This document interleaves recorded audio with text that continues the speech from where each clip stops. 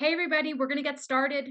Thank you for joining our free web workshop. We had a tremendous registration for this. We had almost 500 people. It might get a little sketchy with the technology here, and so we're just going to ask you to hang in there with us. We're really excited to present this topic with you today, and we're going to get started. So just some housekeeping. You know the drill with Zoom, muting your line, questions in the chat box, and we'll look at them afterwards. We might go a little bit over an hour. There's a lot of content we want to cover. So if we do, just pop back on and finish up the recording that we'll be sending to you after the course.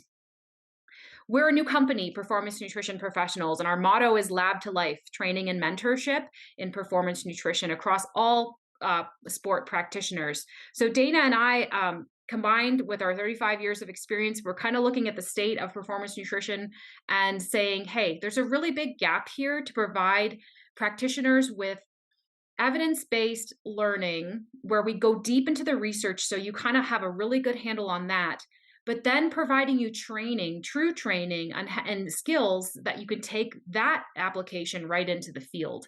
And that's kind of all of our education. We really want to provide training in areas that give you skill sets that you can take right back into your practice. How you can support this free webinar is you can follow us on social media, Performance Nutrition Pros. You can follow Dr. Frakes as well. Check out our website. Dr. Frakes has a research update and journal club you can join for free. And if you're interested in really getting deeper into your practice, or if you're a younger professional that's really trying to get a really good base foundation of knowledge, we encourage you to check out our Elite Operator Performance Nutrition course in June. We're just over halfway full for participants right now. I know Dr. Frakes is sending one of his assistants. We've got trainers, we've got doctors, we've got dietitians, and we've got strength coaches that are interested in attending. And we're going to deep dive into 5 areas of performance nutrition. Again, looking at the theoretical framework, what's new in the evidence, but then looking at practically applying this in your field and going through kind of all the tech associated with each of these areas, really giving you a real up-to-date training in these areas. So we encourage you to check that out. We're really proud of it. Without further ado, I'll introduce our speakers. So Dr. Frakes is an assistant athletic director for sport nutrition at LSU. He has a private practice. And in addition to that, sorry, I'm just going to go back to that slide. In addition to that, he's had sport nutrition posts at Notre Dame, University of Louisville, University of Louisiana, and University of Mississippi. His undergrad was at Ohio University, and master's in RD was at Bowling Green State, and his PhD was at the University of Mississippi. At LSU, he supports strategic nutrition direction for all student athletes and is the director of football nutrition. His research interests include the effect of nutrition on athletic performance and concussion recovery. We're really excited to have him here chatting with us. And then Dr. Liss and I could go on and on about her bio. It's really impressive. She's an internationally recognized performance RD, and I'm so excited that she's going to be teaching today. She's my co-founder in Performance Nutrition Professionals and has her own. She's also the owner of Summit Sport Nutrition and Nutrition Consulting Service. She is currently the nutrition consultant for the Golden State Warriors and a really well-known World Cycling Tour women's team, EF TIPCO, SVB, sorry, Dia. And her professional clients have included people from all over the world, including the Whitecaps FC, people and athletes in the NHL, NBA, Israel Premier Tech, Men's World Cycling Tour, and I could go on and on. In terms of Dana's research background, it's really impressive. She did her undergrad in nutrition at UBC, University of British Columbia in Canada, her PhD at University of Tasmania, and her postdoc at UC Davis. And she's still a research affiliate at UC Davis, and she's actively involved in over 7 collaborations internationally in research right now. She has 14 publications in her name, and basically is one of the leading researchers in the area of gastrointestinal nutrition and FODMAPs diet, as well as in collagen research. We're so excited to have them both on today, and I will hand it over to you guys to take us through your presentation. Hi, everyone. Thank you so much, Jen, for the fantastic intro. And I'm really excited to launch our first Performance Nutrition Professionals web workshop. And I'm really passionate about this area because I've had the honor of working with a lot of different sports science, sports medicine, sport performance teams. And my role as a performance nutritionist or dietitian in those teams has been a lot different. But one thing that's consistent and that has definitely continued to evolve as, as our field evolves is how interdisciplinary basically dietitians have to be. I maintain that dietitians or nutritionists working in sport and within a sport performance team have to be the most diverse practitioners on the team. We have to understand not only our field and be on the leading edge of our field, but understand psychology, behavior change. We need to understand enough about PT, about AT to be able to design nutrition strategies that complement the goals of an athletic trainer's system, PT's return to play, and then of course also strength and conditioning or performance coaches. We really have to have a decent understanding of what their programming is trying to accomplish so that we can make sure that the nutrition strategies really underpin all of those goals and that an athlete can reach their full potential because all of these pieces are underpinned by leading edge performance nutrition. And one of the, four of the areas that I find we really need to stay on top of and really be at the leading edge. We need to stay on top of exercise, biochemistry, integrated metabolism, exercise physiology, nutrition, and psychology.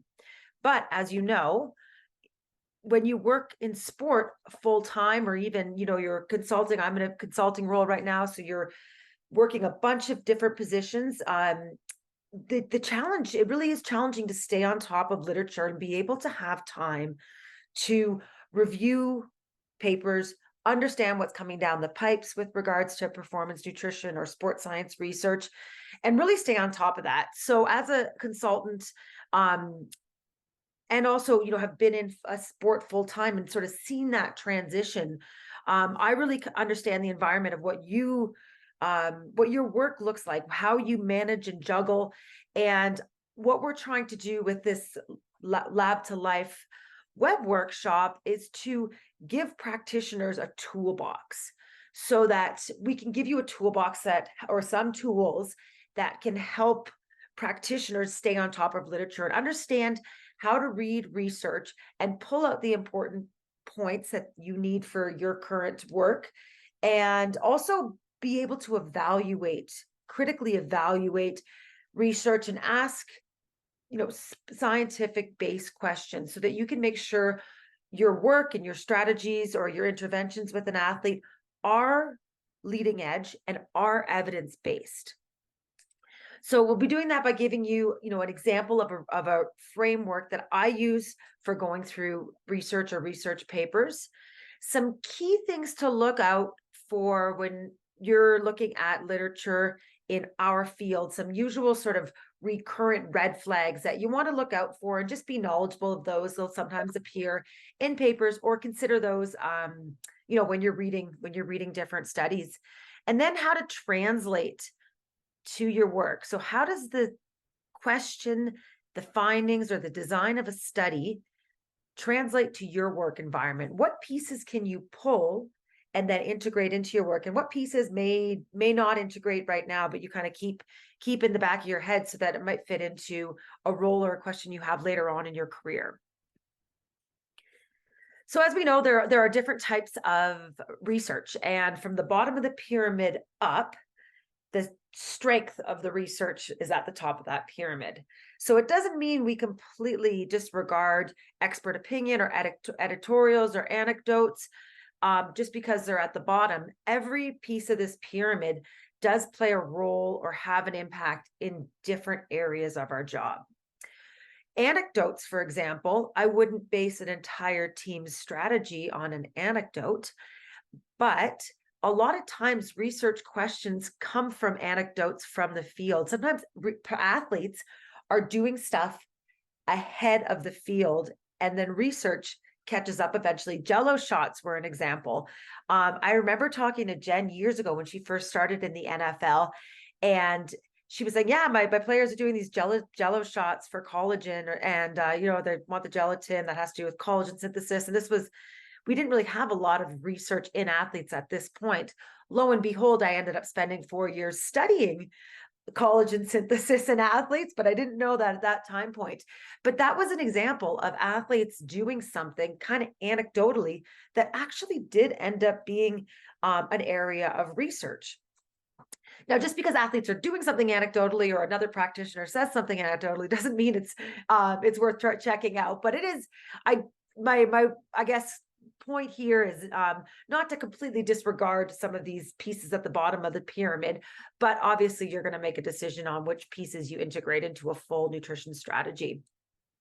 So as you move up, we have case reports, case studies, less well-controlled studies or cross-sectional studies. An example of this could be looking at retrospective data in different athlete cohorts is an example of, there's a lot of noise in that type of research, but when you have sample sizes that are large enough, you could pull out some really good and informative knowledge. And then case controlled studies and then randomized controlled trials. So that's when you're getting your double blind randomized controlled trials, which are sort of the gold standard of study design or research design for most studies. It doesn't make sense always to have everything to be randomized, controlled, crossover. Just some designs for studies, you just can't work that way. An example is a parallel design. I ran a study looking at a nutrition intervention over a training period.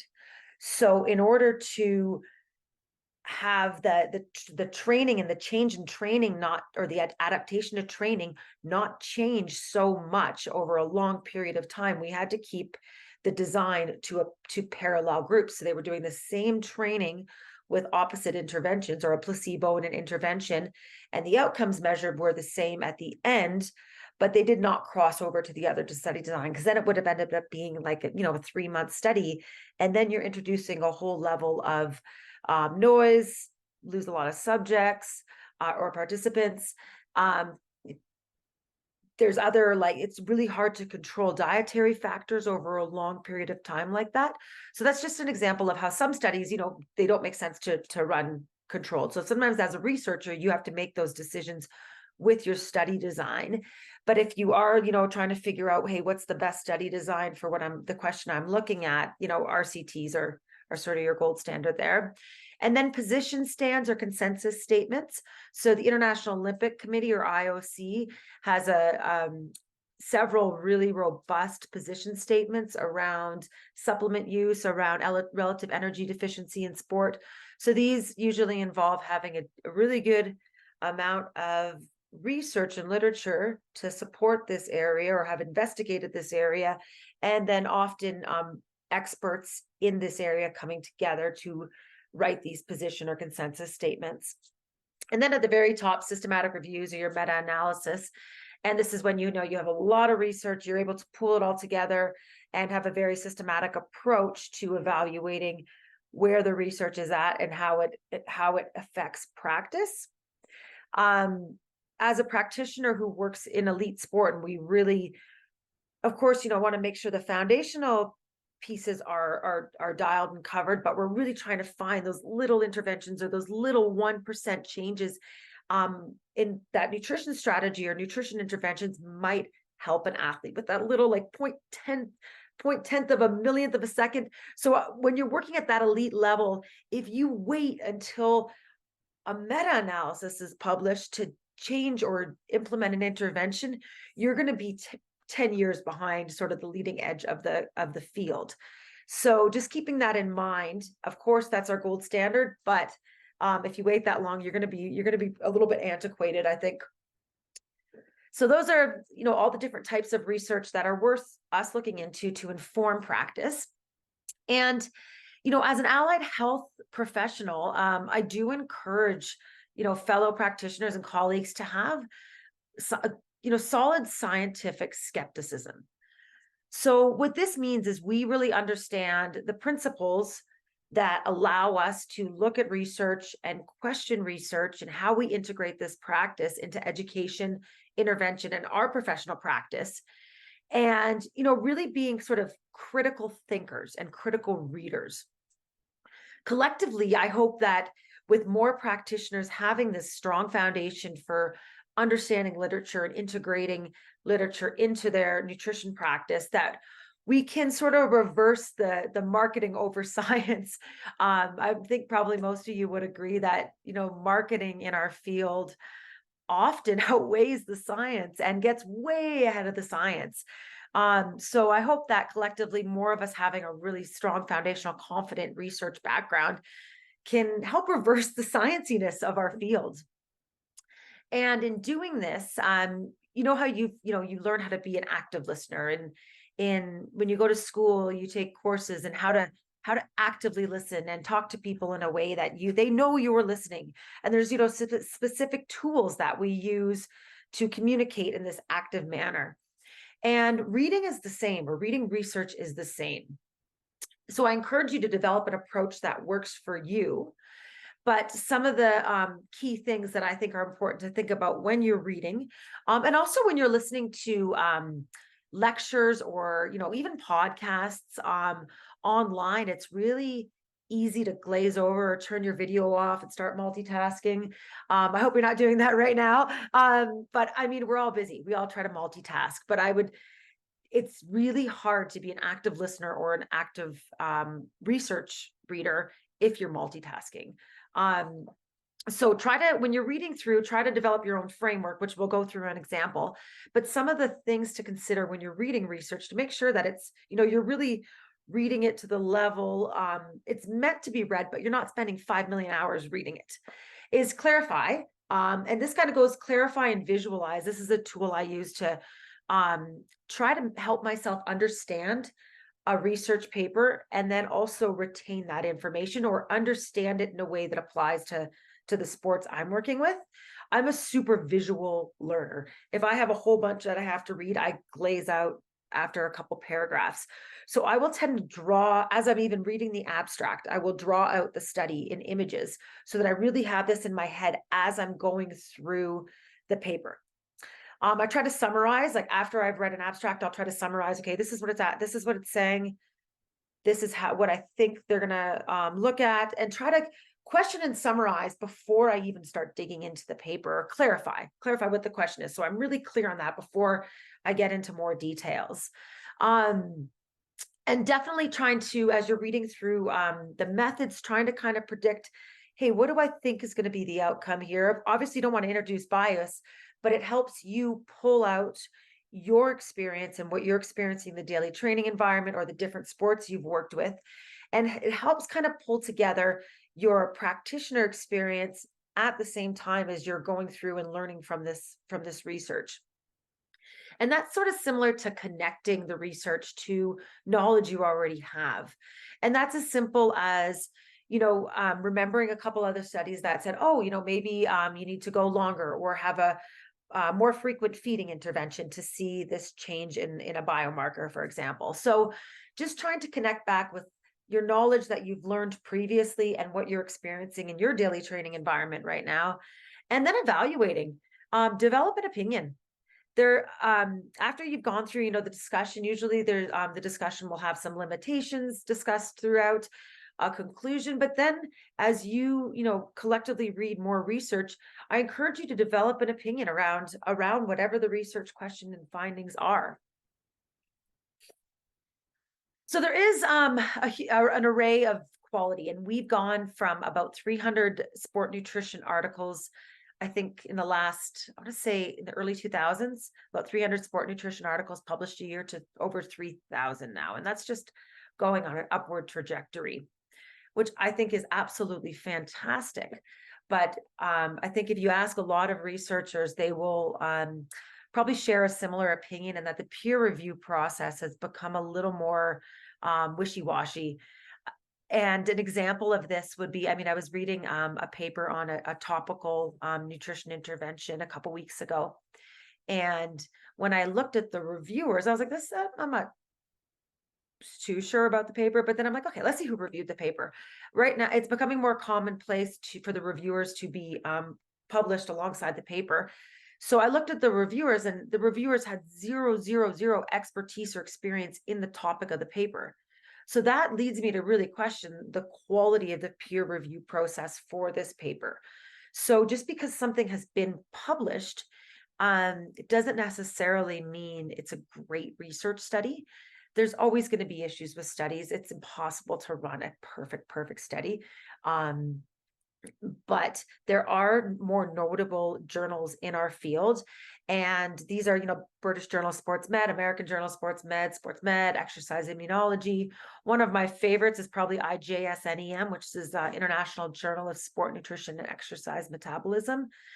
They've done a great job just really creating a journal for the research, but also for practitioners. So including studies that really apply to practice. And that's probably why that's one of my, places that I enjoy reading articles, is because then I can directly take a lot of that information into my practice.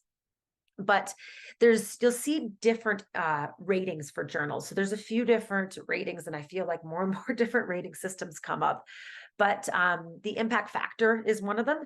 So each year, journals will be rated on an impact factor, and this is calculated with number of citations. There's a whole formula to it. And every year that'll change. So impact factor will give you a little bit of information on the journal quality. That doesn't necessarily mean that a paper published in a lower quality journal is not good. That doesn't mean that at all. A lot of times researchers will publish in journals that suit their work, even if it's a lower impact factor.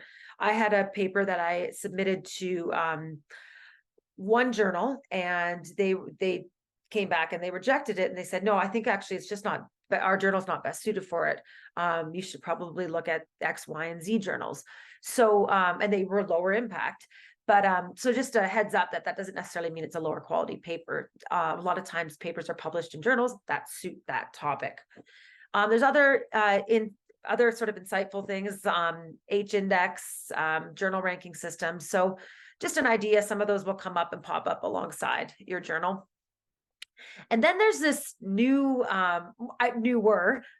thing going on with the introduction of online journals and PubMed, et cetera. And that is predatory journals. So I know probably most of us go to, Google Scholar and PubMed to get like our first search. But sometimes you'll see these predatory journals come up. And even sometimes if you do these long searches, you'll see these journal names that automatically I'm like, I've never heard of that. That doesn't, I don't know. It doesn't mean it's a predatory journal, but there are key things that predatory journals tend to do. And then they end up publishing, garbage, not peer-reviewed research. So, predatory journals will usually have a really fast turnaround time, a really high price to submit a publication fee. And I have a whole sort of list of things to look for predatory journals. As you read more research, though, you'll get more familiar with the journals that we tend to go to more as practitioners. But there will be, predatory journals popping up. Or if, you have a product rep that has been like, hey, we have this amazing product. Look, we have a couple papers published in journals. It is worth looking into those journals to be able to identify if these papers are published in a predatory journal. And that would give me less confidence in, what this rep is saying about a product. So as a practitioner, I mentioned, I will sometimes, be in a meeting, a sports science meeting, and there'll be a question that comes up. Hey, we need to, this is where an athlete's at. We need to have a solution for this tomorrow. Or can you come back to us about this possible supplement strategy? Or what do we need to do to make sure we're underpinning this, this training stimulus with nutrition? So, I might get asked questions that I need to go back to the literature, or I need to visit the literature. I haven't looked at that area in a while. And I need to come around with those answers pretty fast. So a lot of times in practice, we need to do essentially a lit review, which takes months to do a proper lit review, maybe even years, and, turn around that information so we can go back to our colleagues and our sports science team and be like, hey, this is what I found in the literature. This is how I think it translates to this case we're discussing or this athlete's strategy. So you need to be able to do that in pretty fast and confident manner. So the first thing to just be familiar with when you're trying to pull together research in different areas to make sure that you are at, at the top end of your knowledge for the areas that apply to your sport. On the left in the blue is just the typical outline of a paper, the typical structure. Once in a while, you'll get a little bit of a change with a journal article, but overall, this is the typical structure. It's very formulaic. And I even got to a point where I'm like, writing papers is sometimes not that hard. Sometimes it's easier than creative writing in a way because there is a formula, there are standards with writing, there are certain ways you phrase things. There is a little bit changing, I think, with papers in that more and more journals are asking for takeaway points at the top of the paper, which is great, or infographics. A couple of journals are having infographics integrated into the actual research paper, which I think, really reflects on trying to target a wider audience and trying to make sure that the research is reaching practitioners. Now, our approach, this is an approach that we've developed. This is sort of how I go about reading research in a way that allows me to pull out what I need, the important parts that I need to translate to practice a little bit quicker, to be able to make an evidence-based decision, but not necessarily, having to do lit review quality reading that would take up my whole day every day. So this is a system that I use, and I encourage you to, take what you can from this workshop and then develop a system that works for you. You'll pick up little bits from somebody else, and then really get your system down. So when you have your stack of papers or your file on your laptop of what you want to read, you can get through it, and it is a realistic challenge. So I go through titles and authors. Once you work in nutrition or performance nutrition or sport for a while, you'll have a pretty good idea of those really heavy hitting researchers. The heavy hitters, they got like 100, 150. I don't know, Louise Burkhead probably has over 1,000 papers published now. So in some of those cases, the title and author will give me a lot of information of whether or not how the quality of the paper. If I know that some of these heavy hitters are publishing this paper, I know it's going to be a top-notch paper for the most part. If it's authors I don't really never heard of or don't know, it doesn't mean that it's lower quality research. It's just I might approach it a little more detailed manner with how I look at the methods. And also just looking at the title. What is the title claiming? What does it mean? And just kind of that it's appropriate for the paper. Then I go to the abstract. And I'll go through all of these pieces. I'm going to bring up a paper on a whiteboard in 2 seconds, but I go to the abstract and then I jump down to the paper to the figures. So I'll look at the results figures, and I'll look at the consort diagram, which might be, which is the basically diagram showing the design of the study. Not all papers will have that. Usually if you have enough room, I guess, in your submission, you might put a consort diagram in if it's a complex study. It doesn't have to be in there. I personally like it, but if there isn't one, as I mentioned, I usually will draw one. And then the figures can give you a lot of information. And you can pretty much understand what the results of the study were from the abstract and looking at the figures. And then I'll go back up and look at the methods and the statistical approach. Don't let stats scare you, but they are intimidating. I'm still definitely very, very junior with stats, and that's why we have amazing statisticians we get to work with.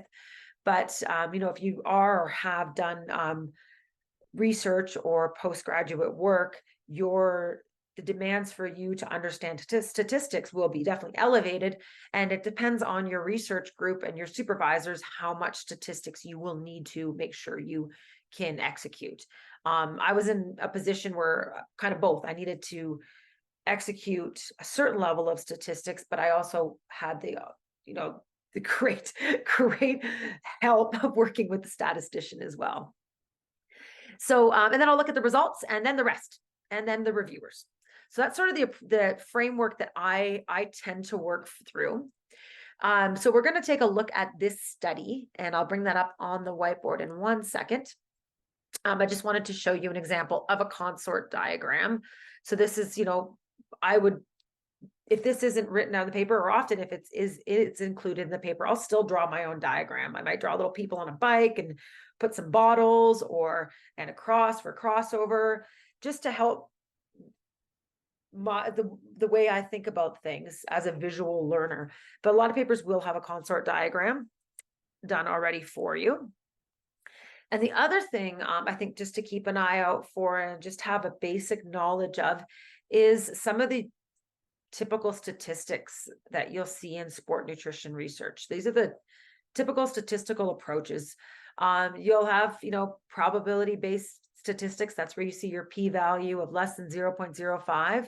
So I think it's important to have an understanding of, what that p-value means. And for me, like, to really understand that, I would kind of say it back to myself of, okay, this p-value means that the probability of X, Y, and Z. So, or the confidence that I can have in this intervention working or not working is high or low. Sometimes papers will have like almost statistical significance. But so the probability-based, you'll see a lot of p-values and probability-based statistics in sport nutrition research. You'll also look at one-way or repeated measure ANOVAs, and this will look at the statistical differences between groups over a time course or over repeated interventions.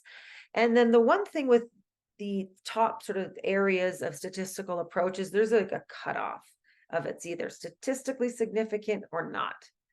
And what magnitude-based inference has tried to do was to create a statistical approach that would give you more information of the likelihood of this intervention or this hypothesis having whatever outcome it is. So there's quite a bit of controversy in the statistical world on magnitude-based inference, or MBI. Sorry, it says MCI on there. About, if it's appropriate, if it's accurate. A lot of sport nutrition research will use MBI if it's appropriate for a study. And it is helpful in terms of looking at how potentially beneficial over different confidence intervals. So there are places when MBI might be appropriate, but there's definitely arguments and discussions between statistical experts that are definitely way beyond me. I like to read the editorial arguments between groups, but that's definitely way beyond my statistical capacity. Okay, so with this checklist, I'm going to take this checklist and I'm going to plunk it over to the whiteboard here.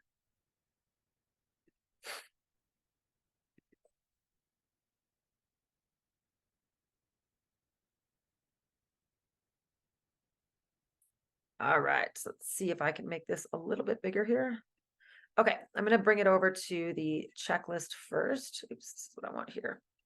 Okay, so hopefully that's okay for everyone to see. So this is similar to the structure I showed you with that sort of bluey greeny framework, but we're going to go through this now with this paper. So let's bring my view down here. Okay. So this is a paper looking at a novel ingestion strategy for sodium bicarbonate supplementation in a delayed release form, a randomized crossover study in trained males.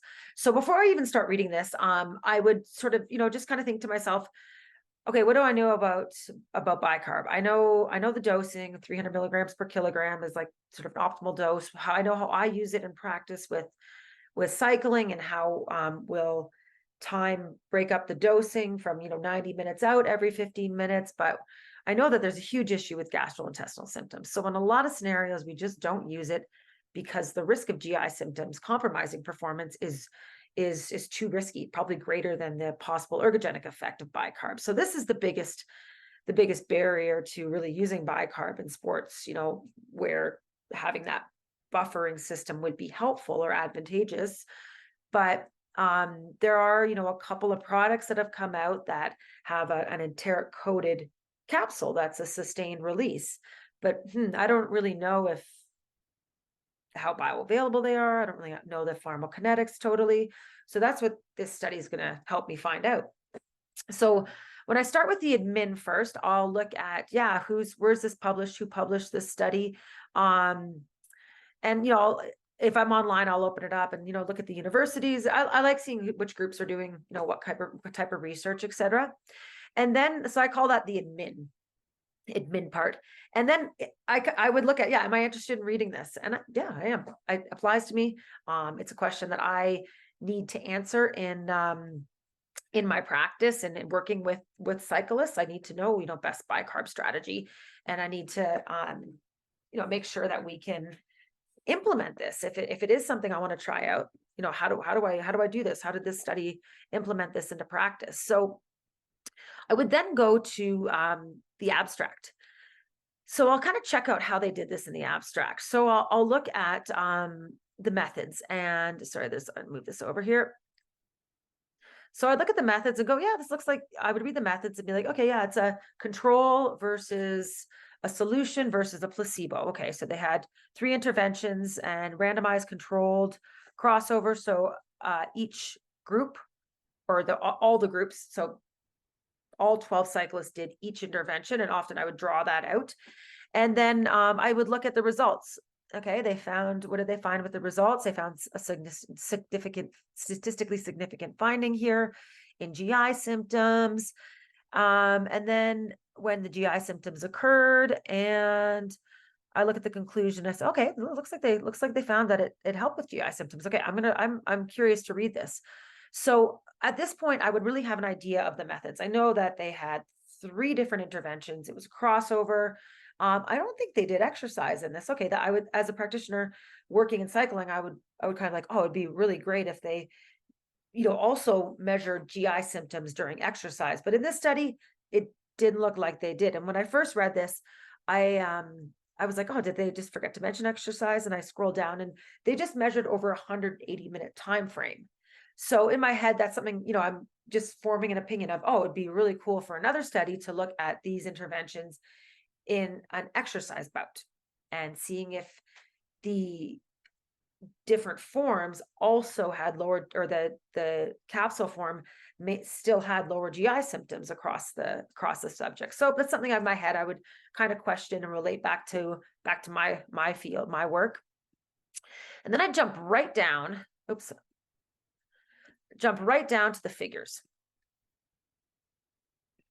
I think these are on page 5. Okay, so I would look at the figures, and this is just a personal approach, but I really like looking at individual data. A flag to look out for is if a paper doesn't show any individual data, there is a chance that there was an outlier. Now, you should do an outlier test, and it should say in the statistics that there were no outliers, but that doesn't always happen. So I really appreciate when researchers show the individual responses. And that also, as a practitioner, gives us an idea of the variability of response. So if we're seeing a paper where there's, a statistical significance with reduced GI symptoms, we can't assume that that will apply to every athlete. And it's always interesting for me to see the huge variability in responses. And I've experienced that in my own research too. So the individual responses are shown here between changes in blood bicarbonate concentration with the solution and then the cap. So the bicarb mixed in water. I think they mixed it in water with a little bit of I think ribena or some blackcurrant thing. And then the capsule with the same amount of water. And it's interesting seeing a little bit of variability between the concentrations of blood bicarb over time. So, most of the subjects had higher blood bicarb with the solution earlier on. So that gives me a little more information on the pharmacokinetics of these 2 different formulations. So what I'd say here is, yeah, okay, each of these participants had their own response. Cool to look at. Okay, let's look at the group data. Oops, sorry, I keep scrolling, but I have to. So then I would look at some of the group data. And, what this is showing me here is changes in pH with the 3 different interventions. So obviously there's not going to be a huge pH change if you're having just water, just the placebo, but then looking at the changes in pH with the solution and the cap and looking at those trends, looking at the time points when there was statistical significance. And similar here, looking at the base excess. So base excess is another way to look at, you can just look at bicarb. Bicarb is a part of base excess measurement. But just looking here at the time course, and what I'm seeing here is there was a delayed increase in base excess with the capsule. So what that's telling me from just these diagrams is that both interventions or both bicarb forms still raised bicarb to about the same amount with a similar pattern, but the time course for the capsule was delayed by a little bit. Okay, that's good to know. That would definitely affect how I timed a bicarb prescription for an athlete leading into a race. So the other piece I would look at here is, sorry, I keep scrolling down and I want to change pages, is the GI symptoms. So, sorry, it's 2 pages back. That's the biggest barrier to using bicarb are GI symptoms. So what did we find here with GI symptoms? So the severity here for the capsule was much lower, and you can kind of look at the trend. They didn't have this kind of big increase that solution had. And then here, just the frequency of GI symptoms can be compared between the two forms of bicarb. So that's pretty good information. I pulled that all out just from the figures without reading even the full methods or the discussion yet. So already I'm able to form a pretty good opinion based on the figures and the abstract. Now, as I continue to go through it, I would look at the stats. So I would just check, hey, 12 is a pretty low number, but it is powered enough for this type of research with a crossover design like this. And that's just something you'll see a lot in sport nutrition, sports science research is honestly lower end numbers. It's with this type of study, when what is being measured, it is powered enough to be able to measure the change you want to see. But it is quite typical to see low end numbers with sports science research. There's a number of reasons for that, but I think just making sure that the study you're looking at does have a power calculation. So it will say in the methods, the statistical method, sample size was based off of this power calculation. So if I was really wanting to dig into the power calculation, I would figure out, how that power calculation was based. A lot of times it'll be based on previous research. That's how a lot of my research power numbers were designed, was based on previous research that had a similar design, similar measure, and was able to detect statistical significance. That's not necessarily like the best possible way, but we base the power numbers off of previous research in a lot of sport nutrition. So just making sure that there's a power number or a power calculation done in the paper. And also just looking at dropouts. Was the statistical or was the power lost if they had too many dropouts? So just taking a look at that was starting to look at the stats and just how the stats were done. What was the statistical method? Honestly, most sport nutrition papers you'll see an ANOVA, repeated measures ANOVA, and then, student t-test.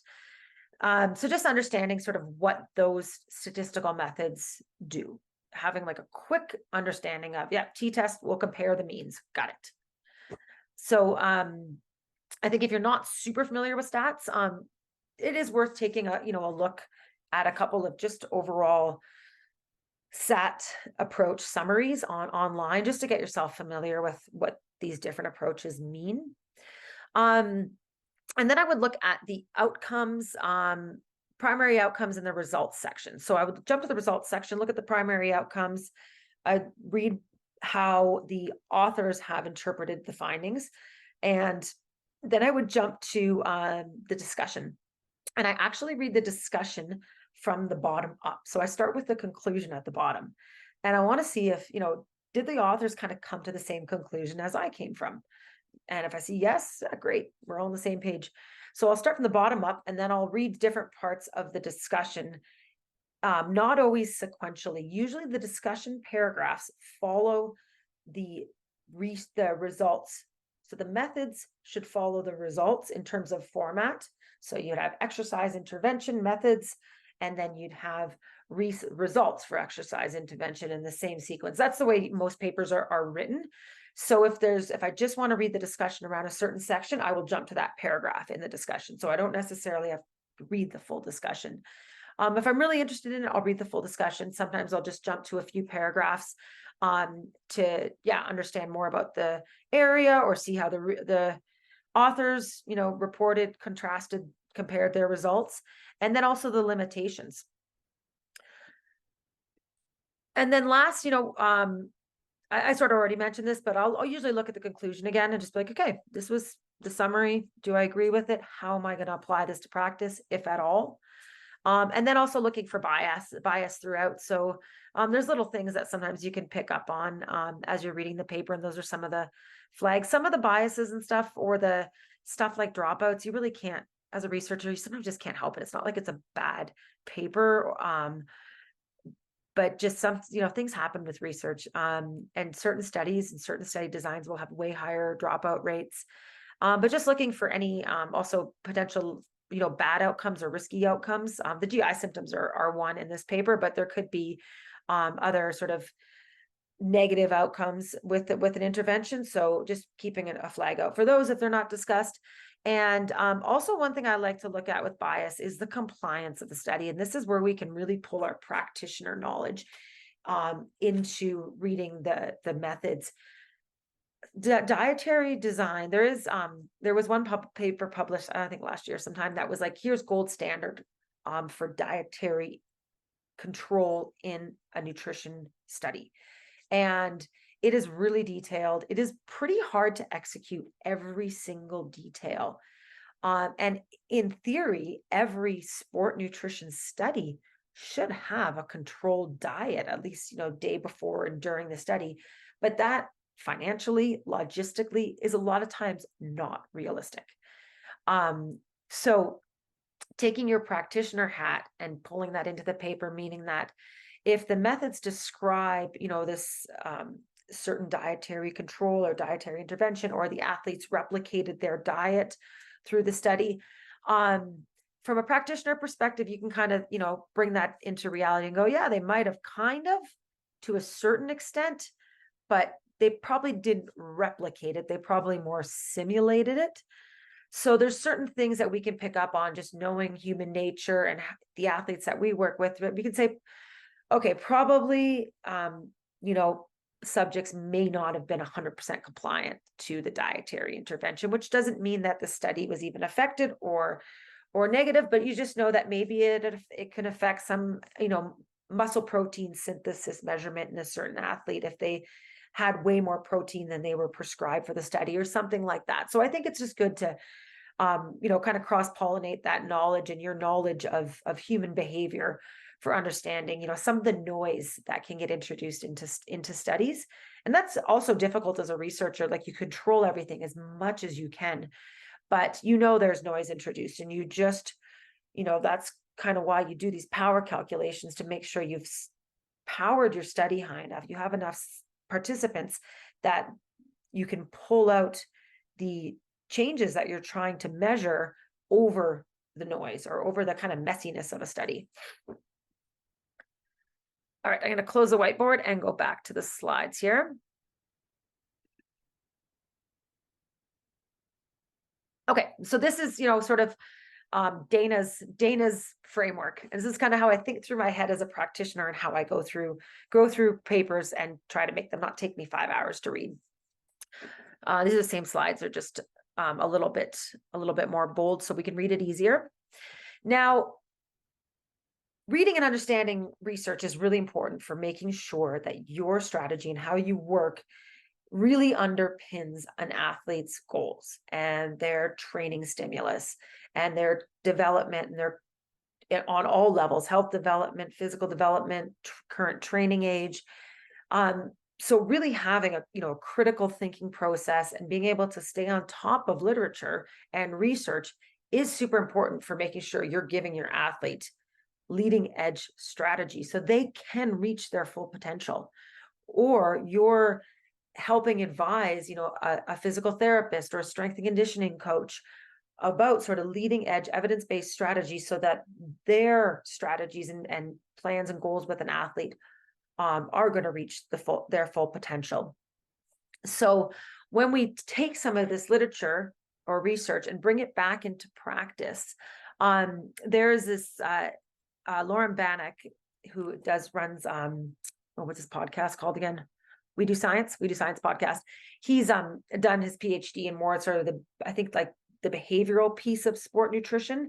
And he wrote a paper recently that gave a really clear practitioner framework for translating research to practice and measuring your interventions. It doesn't have to be like you're measuring doing every physiological measurement. That's not realistic for a lot of practitioners, but having ways to evaluate if your strategy with an athlete is impactful and you are seeing some sort of change where you can, of course, where realistically you can change.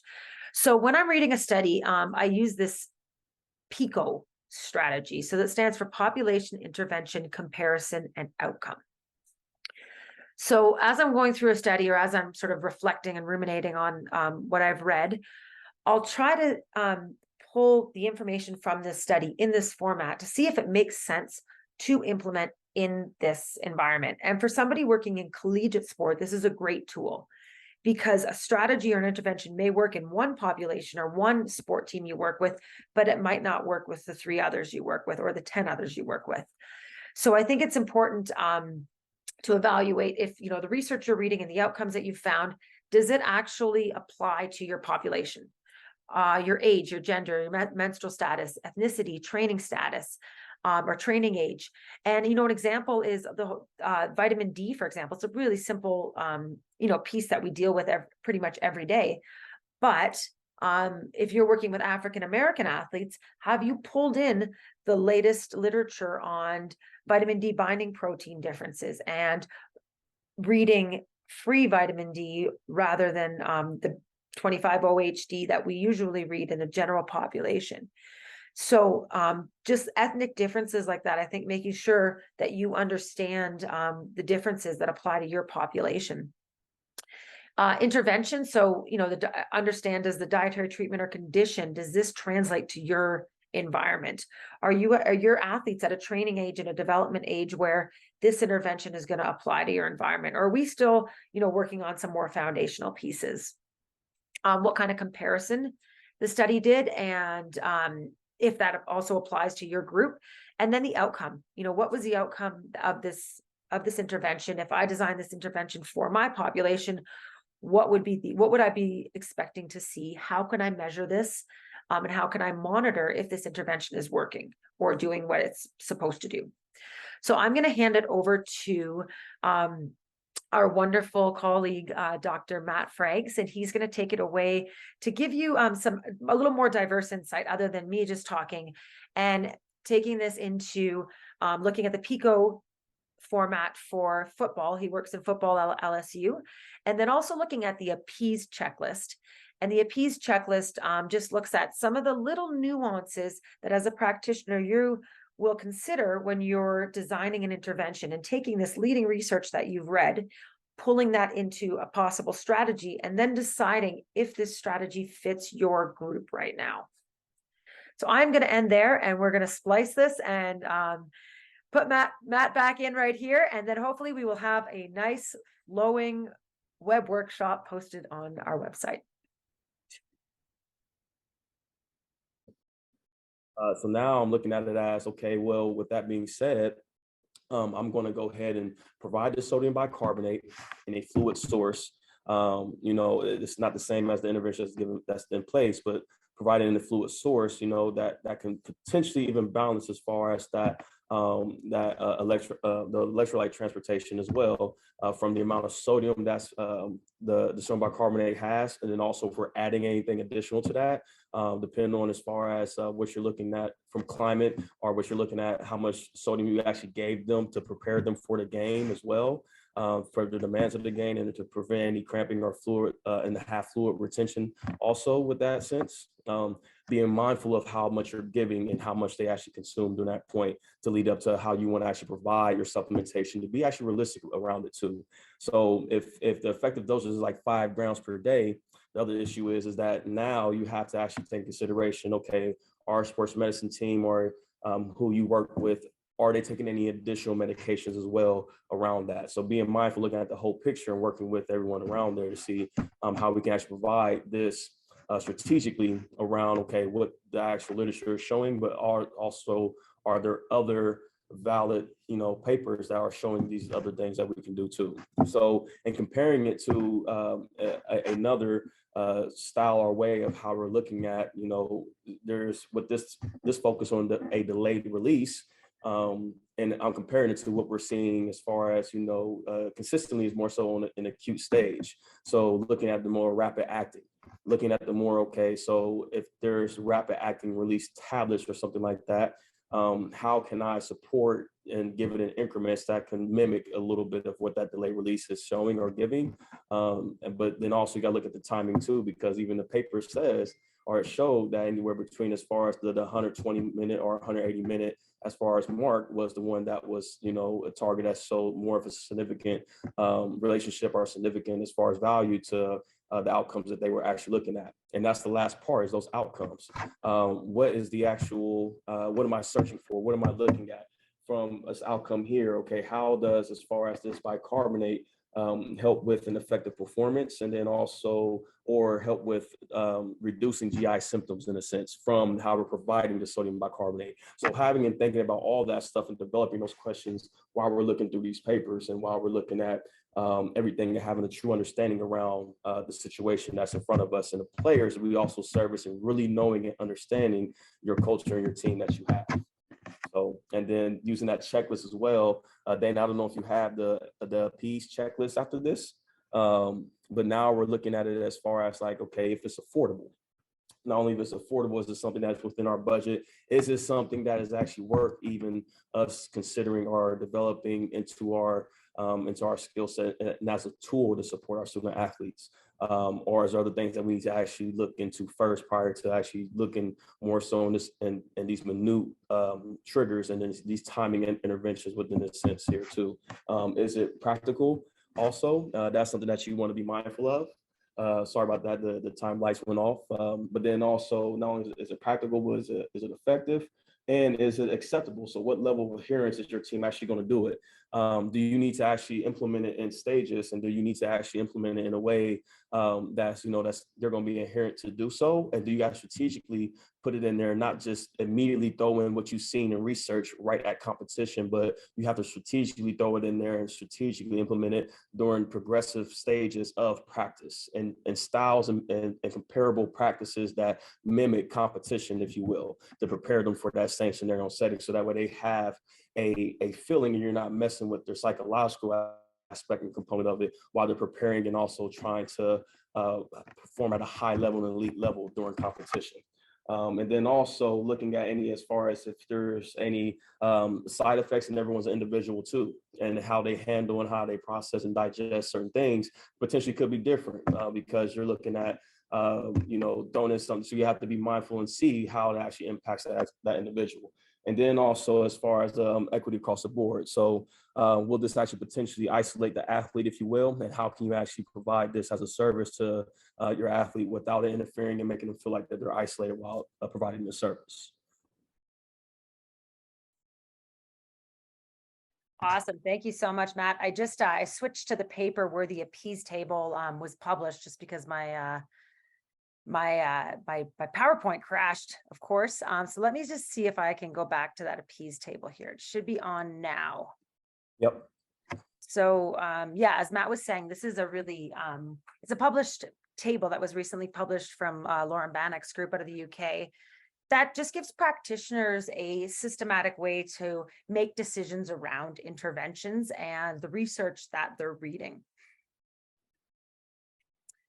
And then last thing, I know we're over time here, but as Matt mentioned, through some of the like real life examples he was giving, there are some things we need to look out for when we're reading research. One is outlier data, and some publications and some researchers will show just the average or the mean data, but then there's one outlier that's pulling that whole mean out. Then when you run a t-test, it's showing significance. So the paper we just showed you did show individual data, and I always look for individual data if possible, because it can show you how different athletes may respond to the same intervention and give you a little more insight into how you might want to plan using an intervention instead of just, finding an infographic and following whatever that infographic has said.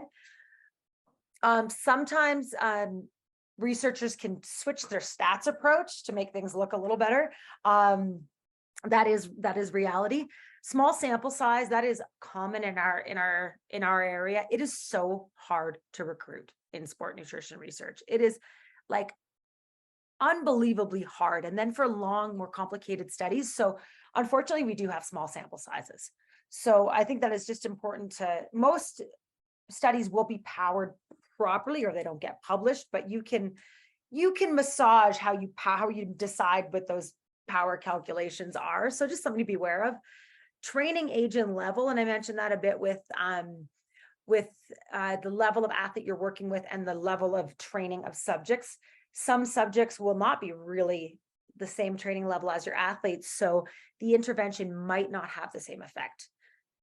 Menstrual cycle is another one, and then dietary control, compliance, and have an idea of like when you're reading a study method and thinking about your practice. If I gave one of my athletes this prescription, how compliant would they be?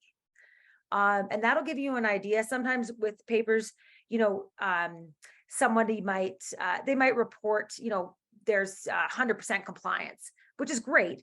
But sometimes it's really hard to get compliance, and some of that non-compliance that researchers don't necessarily always report or they can't pick up on is can affect the outcomes as well. And then the randomization, most studies should be randomized properly, but just that is sort of best practice to look at. Okay, so we are going to wrap it up there. Overall, wanted to give you a sort of more research-based framework I'm going to stop sharing for 1 second here. I'll just go to the front page. More of a sort of practitioner-based framework to go about reading research so that you have a quicker tool to use to read research so that you can really make sure you're giving your athletes sort of leading edge information and interventions. Everyone will develop their own way of going about research, but it does take time, it does take practice, but I do encourage you to, use a framework that maybe we gave you. There's other frameworks that are available online. To start going through research so that you're more comfortable with the physiology and with all the areas that do intercept with performance nutrition. So I'm gonna just try to give Jen here the floor, and she's gonna close it up. Yeah, well, we do have some time for questions. Perfect. And we do have one that just came in. I know Matt was just typing out an answer, but it might be good to just talk it out with the group. So one of the questions is, please mention your opinion of desirable sample size of research. Is research with a sample size of 12 considered enough? So you guys can go ahead. Matt, you were already in the process of typing, so I'll let you kind of freestyle that. Absolutely. So yeah, that's dependent upon actually the power analysis done, the support statistical significance or practical significance, and the effect size needed to show a value of the significance of the treatment that's been done within the actual research study. So that's where when you're in the academic setting, this is where you work with your statisticians to look at and review, okay, if we're running our priori analysis and we're seeing what is the actual what is the sample size needed to show value within this actual particular treatment and study, that's something that you have to connect and also work with them on to show that, okay, if you can recruit how can you recruit that many sample? How can you recruit that amount for that particular sample size that you need for the actual study? I Yeah. think, Go ahead, Jen. no, you go ahead. I think we have a few more coming in, but go ahead, Yeah, Dana. perfect. Yeah. For 12 is definitely a sample size like around that 12, 15, 20 is a sample size you'll see quite readily. It depends, as Matt said, on the intervention, whether or not it's enough, but researchers usually will use previous research or similar research to then do a sample size calculation to make sure that their research is powered appropriately. So that is something that they have to do ahead of the study design to then get approval from ethics board, whatever the ethics board is that they use to actually do the study. So researchers do have to show that the study is powered correctly, but there are, again, ways you can massage that power calculation if you are unable to recruit. Honestly, it's hard. All right, go ahead, Jen. Yeah, when it comes to supplemental or supplement interventions in the literature, how much emphasis should we put on making sure that supplements are third-party tested? Yeah, Jen, why don't you take that one? Oh, I'm part of it now. Yay. Yeah. Well, I think what we do know is that even just the notion of third-party testing, there's layers to that. There's different companies that test in different ways. But obviously that's going to kind of guarantee a little bit of the purity of the product.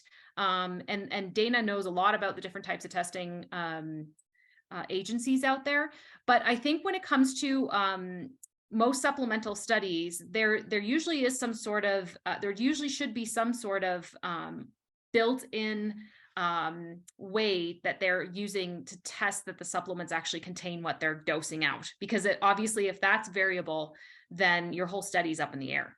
So you definitely need to make sure that there's a lot of purity to that product. And oftentimes what you'll see in the literature is actually, if it's not necessarily industry sponsored, they'll kind of have almost like raw material type supplements that are used just so they can kind of guarantee that they're actually dosing appropriately. Because as you can imagine, it's a great question.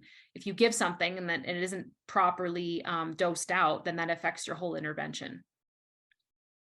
Yeah, definitely. And I think, I would say that most supplement studies do use a supplement that has been tested properly. Whether or not that's stated in the research, usually I'm pretty confident in the research groups using a well-tested supplement, but that's a really good question. If it's a new supplement, usually they will not have gone through third-party testing yet, but there will have been some other process involved to make sure the supplement has a certain level of purity. So it's same as sort of what Jen was saying. Go ahead. There's a few more coming in. Yeah. So we had a request, and maybe you can just put up the slide. Are there any favorite or go-to journals for you to read in sport nutrition research? And so that's a great question. And Dana will pull that slide up. Perfect. You can leave that up there. Got it? Okay. Yeah. I'm really biased to the last one, the International Journal of Sport Nutrition and Exercise. Me too. They publish my work, so I love them. They publish some of mine too. They're great, but they've got some of the basically world leading researchers that also are in practice that are on the editorial board. So that's one of the reasons why IJSNEM is one of the go-tos for our field. And just a practical tip from my world, in case anyone's still, interested in some practice tips, is what I love to do is I go to these journals and then I actually sign up for their table of content alerts. So they have these kind of free services that you can sign up. They're called TOC alerts. And as they publish if you pick all of these or a handful of these, they'll email you just to update, the recent research, and you can kind of quickly browse through what's coming. And it's an easy way for you to just kind of stay up to date with what's being published and then maybe dive deeper from there. Okay, another question. Can you go over magnitude-based inference stats again? How do you feel when you come across studies using this statistical method? It's something we should be aware of is it something we should be aware of in a skeptical way because it's a gray area and has limitations, correct? So talk a little bit Yeah, about that. Yeah. I can take that one. So magnitude-based inference is still a very robust statistical method. There's just argument, counter argument. There are probably, gosh, maybe 4 or 5 publications in the last couple of years of statistician experts sort of arguing the pros and cons of these different methods for sports science. So in my opinion, I still think magnitude-based inference is appropriate for some studies. When you're looking at the difference between, a hundredth of a second for an athlete winning or losing a gold medal, Olympic gold medal, then something that can be shown in magnitude-based inference makes a difference to that athlete, or may have a difference to that athlete. Whereas if I'm looking for, the difference in a collegiate field hockey team, I might be like, I don't know, I might be leaning more towards something that shows a difference between the means, because it will be so hard in practice to measure and see the effect of that intervention. So I'd say magnitude-based inference is somewhat newer. Therefore, it gets some pushback because it's new. And there are some limitations, but there are limitations with every statistical method. I just think we've been seeing more sort of limitations being discussed just because it's newer. So with other statistical methods, when they were developed, how many ever years ago, there was probably pushback then, but then it's just become more common practice. So I think it's just important to understand the limitations and the risk of a false positive or a false negative. So there are, and I'm happy if reach out to us, I can send you a couple of the papers on MBI, and then you can kind of read about that a little bit more so you understand sort of how to interpret that and as it relates to your work world. This another question, and it's brilliant. And it'll be interesting to hear both of your insight into this. How do you prevent the media from drawing misleading conclusions from your research in order to have eye-catching headlines? Or how do you counter your athletes who readily believe misleading headlines on research? That's a brilliant question and something we deal with as practitioners every day. So Yeah. Matt, maybe you can start on that one. Yeah, you just have to be prepared to have those honest conversations around it, but then also to be prepared with counter arguing the argument that they're trying to have with evidence, if you will. So there was actually just a great paper that just came out from Nick Tiller that was entitled "How Skepticism, Not Cynicism, Can Raise Scientific Standards and Reform the Health and Wellness Industry." So while you cannot while you cannot stop others from speaking and putting out information, rather you reshare, or rather how you respond you can control. So you don't have to share, promote, and give the actual information a platform if it's unproven or disproven. You can actually just actively challenge those ideas with your information, with your evidence that you're seeing, and that you have to support actually that response as well. And then also just continue just education on how to think rather than just what to think, even from your own research that you are actually publishing also. So again, although you cannot stop the media from providing misleading conclusions, how you respond is something you can't control. And then also that's just our position in our jobs, is to be able to have those conversations with our athletes, because they're going to have nothing but just information and misinformation left and right all day long, from family members, from documentaries, from teammates, from coaches, from just random conversations with a random person about certain things. And then people like to talk about what they know rather than just listen to what actually some others got to say, and then actually providing the evidence around it. But if it's something, they get excited about the information, so they just want to talk about it and they want to get their point across about it. So that's where we just have to be able to have those conversations, no matter how frustrating and irritating it is. We just got to have those conversations around it and provide the evidence around that as well, and provide information in a way that they can truly understand, and also for them how to look further into not looking at that as a source of information, but looking more so into how can I see if that's actually true or not. I think too, just from, years of practice is when I was a younger practitioner, I used to get really I used to spend a lot of time talking to athletes or like sending stuff of like counter arguments and here are the other pieces of this, statement that you've read. And I think now I'm a lot more careful about where I spend my time. You can get sucked into hours a day that you're dealing with athletes who've read some stupid headline on Instagram or something. So I also just like prioritize where your battles are. If it's something that is going to die off in a year, yeah, maybe you just don't spend a lot of time dealing with it. You just kind of water under the bridge. Like even the keto thing, there's a cycle with it. It's like every 5 years, the keto thing comes up again, or, gluten-free every 10 years that comes up again. So I think just acknowledging that these cycles happen within our industry and then choosing how much time you spend on it. Don't pour your energy into this unless it's really, really the center core part of your job. That's awesome. And I think it's like we've talked about with the number of studies, it's just this exponential amount of information everybody is being exposed to. And I think, the majority of the population reads a headline, never even looks at the actual research paper and allows somebody on NBC morning news to tell them about the research.